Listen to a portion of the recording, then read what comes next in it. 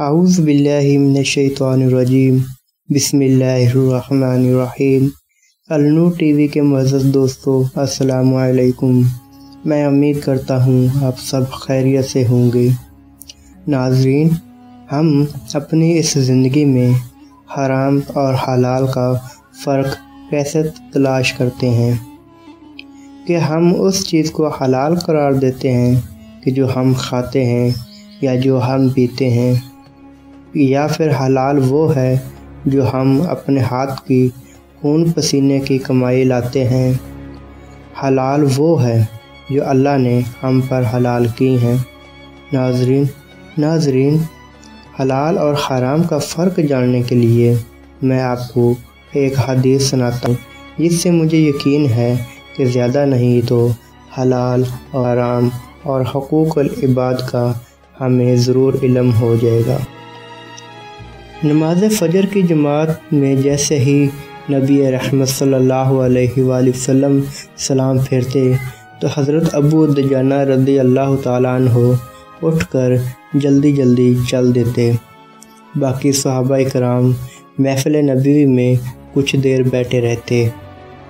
جب تو ادھر سے یہ ہوا تو نبی رحمت کی توجہ کچھ صحابہ کرام نے ابو دجانہ رضی اللہ عنہ کی طرف کرائی۔ اگلے دن سلام پھیرنے کے بعد محمد عربی صلی اللہ علیہ وآلہ وسلم نے ابو دجانہ رضی اللہ تعالیٰ عنہ کو آواز دی، اے ابو دجانہ۔ ابو دجانہ نے کہا، لبیک یا رسول اللہ صلی اللہ علیہ وآلہ وسلم۔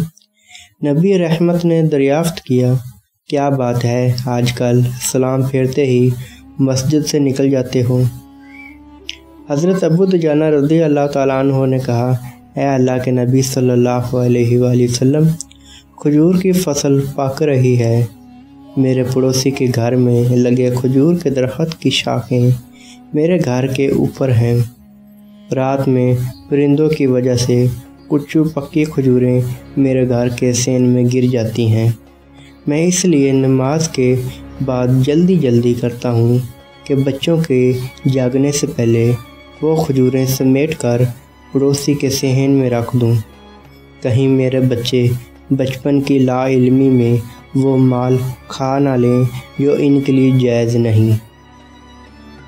نبی رحمت صلی اللہ علیہ وآلہ وسلم نے کہا، اے ابو دجانہ، تمہیں بشارت ہو، اللہ رب العزت نے تمہاری اس ادا سے اتنا خوش ہوا کہ تمہارے لیے جنت کی بشارت ہے۔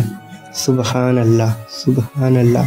اللہ کریم ہم سب کو حلال اور حرام میں فرق کرنے کی توفیق عطا فرمائے اور ہم سب کو فکر آخرت نصیب فرمائے، آمین یا رب العالمین۔